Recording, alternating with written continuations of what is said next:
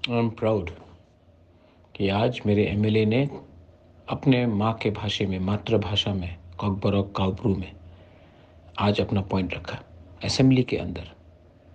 इससे पहले असेंबली में कोई नहीं बात करता था अपने मदर टंग में, शर्म लगता था हमें, कोई समझेगा कि नहीं समझेगा।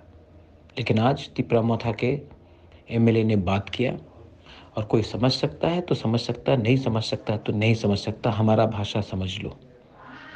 लेकिन हम लोग अपना अब अधिकार मांगेंगे, असेंबली में अंदर मांगेंगे, बाहर भी मांगेंगे।